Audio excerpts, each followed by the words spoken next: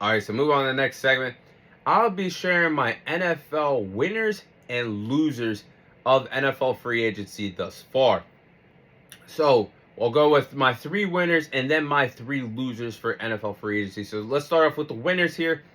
Winners is the Minnesota Vikings. Now, the Vikings are winners so far in NFL free agency because they avoided overpaying Sam Darnold that had a good season, went 14-3, but I keep telling you guys, when you want to pay these respective quarterbacks in a resetted quarterback market where the asking price is at least 50 million plus a year, you don't pay for a guy like Sam Darnold that type of money that basically in his respective times and what were playoff games or possible playoff outings that had a lot of implications. Again, I keep preaching. Look at that Week 18 film against the Lions where he folded, wet the bed with the number one seed in the NFC being on the line and the NFC North division crown being on the line. They got bumped to a fifth seed and had to go on the road for the wild card, and they got belt the ass against the Rams in the first round of the playoffs. Sam Darnold again wet the bed. You guys can't tell me he's not worth the money for that. So the Vikings are winners because, once again, they avoided overpaying Sam Darnold on free agency. They have improved their offensive line. They re-signed their running back Aaron Jones and added veteran players to the defense like Jonathan Allen, Javon Hargrave. And they also re-signed Brian Murphy, who just came off of his best career year, making the Pro Bowl for his first time in his NFL career, having 6 interceptions last season. So the team does not have many holes. This Minnesota Vikings team is actually really good. And if Kevin O'Connell could be that quarterback whisperer, the same quarterback whisperer that helped Baker Mayfield turn things around in that 3 to 4 week span that he had with the Rams, fast forward goes to Tampa Bay and has a revival of his NFL career. You look at the work he just did with Sam Darnold. Could possibly J.J. McCarthy be a hit at the quarterback decision for the Minnesota Vikings? And they lived their dream, a contending team, not having to pay for a quarterback for the next 2 to 4 seasons. I think they're winners right now in NFL free agency. Next team that are winners, it would be the Chicago Bears. Now, the Chicago Bears got to be dancing at the fact that they are winning free agency. And the Bears have had a great start to the NFL offseason, to their NFL offseason. They hired the hottest head coaching candidate, that being Ben Johnson, former offensive guru, offensive-minded former offensive coordinator for the Detroit Lions, as I get tongue-tied. And the Bears have revamped this offensive line, training for Jonah Jackson and Joe Thuney.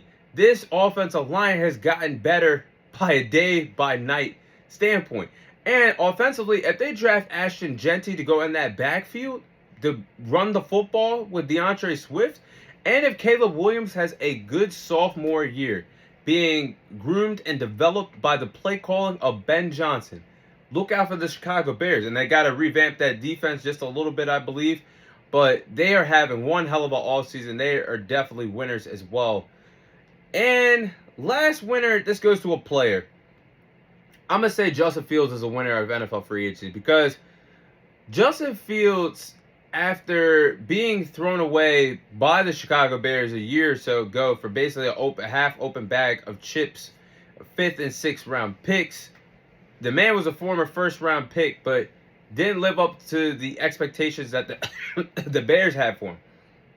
But after last season, learning from Russell Wilson for a year, going 4-2 as a starter with the Pittsburgh Steelers, Justin Fields gets another chance to be a true starter with the New York Jets. Now, it's a new environment for the New York Jets. They have revamped their offensive line. Justin Fields is not being asked to be a top 10 quarterback in order for the Jets to be successful this NFL season. He is capable of making plays with his arm, making plays with his legs. He doesn't have to throw the ball 35, 40 times. He can take the stress off of him by handing the ball off to Breece Hall in the backfield. And he gets to reunite with his former college teammate and Garrett Wilson. They spent time together at Ohio State, former quarterback and wide receiver connection out in college with the Ohio State days behind them. And this defense should be playing much better with Aaron Glenn being a defensive-minded coach. I think their defense will get back on track. And we have seen quarterbacks get a second chance and rejuvenate their careers. That being guys like Geno Smith, Baker Mayfield, Sam Darnold. When they have gotten second chances, they have basically hit the reset button on their careers and revived their own careers. I think Justin Fields could do the same thing as well out there in New York with the New York Jets with a new, fresh opportunity. Now, losers. There's 3 losers here, and it's my team number 1. The Dallas Cowboys. Every year, Jerry Jones, you give me a headache when it comes to this time because we don't get better as a team. And we watch the league get better and make improvements to their respective rosters as the Cowboys just sit and wait.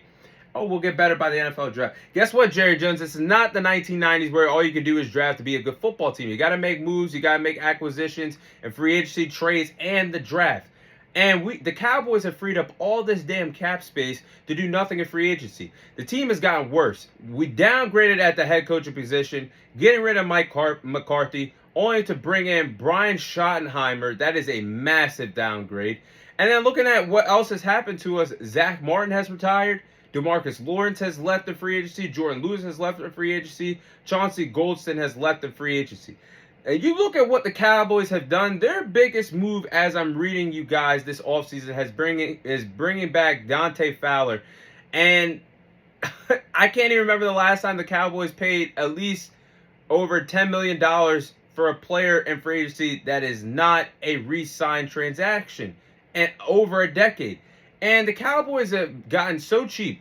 Cooper Kupp was released by the Rams. Do you know how special of a duo CeeDee Lamb and Cooper Kupp could have been? Some phenomenal route runners. Dak Prescott and CeeDee Lamb reached out for Cooper Kupp to come to Dallas, but the numbers didn't reach out. The numbers didn't add up for us to bring in a veteran wide receiver like Cooper Kupp, a former Triple Crowner, and his respective NFL career. And we watched him go to the Seattle Seahawks because Jerry Jones wanted to be cheap. And this team still has $40 million in cap space, and we're not doing anything to get better. The Eagles are in our division. The Commanders are in our division. You're not beating these top-tier teams in the NFC like the Eagles, the Commanders, the Lions. You're not making moves like this. A Miles Sanders. I can't with this team sometimes. I try to hold it in to not just talk about my team on this podcast, but damn, the Cowboys are definitely losers in NFL free agency so far.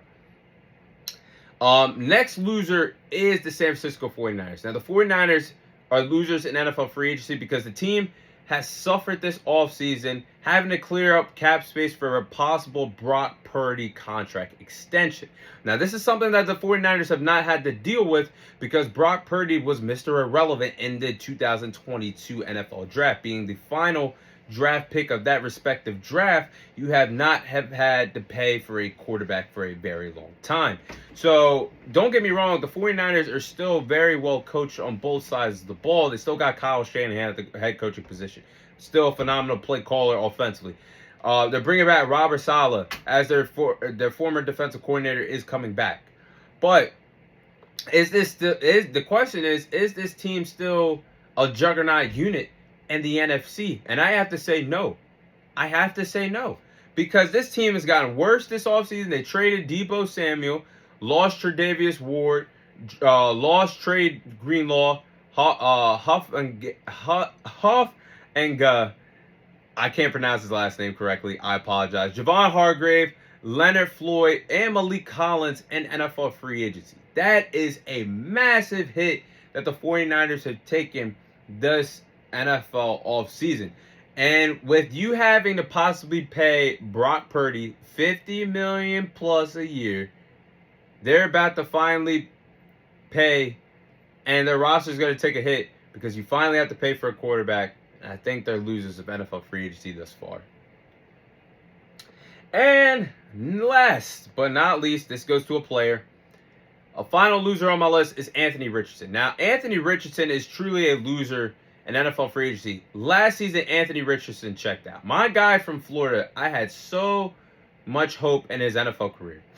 And I knew he was going to be a project, but If Shane Steichen can't fix you, Shane Steichen that ran a similar offense that was quarterback friendly in an RPO system with, you see what he did with Jalen Hurts, took him to the Super Bowl years ago as the play caller with the Eagles. He can't get not even the same production, not even anything close out of Anthony Richardson. And he quit on his team last year, tapping himself out of a ball game. You're a damn quarterback. You are obligated to be out there every offensive snap. You can't tap yourself out of a ball game when you're tired. He has been inconsistent on the field, poor decision making, and he's been benched several times last year by Joe Flacco. I'm like, Anthony Richardson has completely hit rock bottom because you were just the 4th overall pick a few years ago in the NFL draft.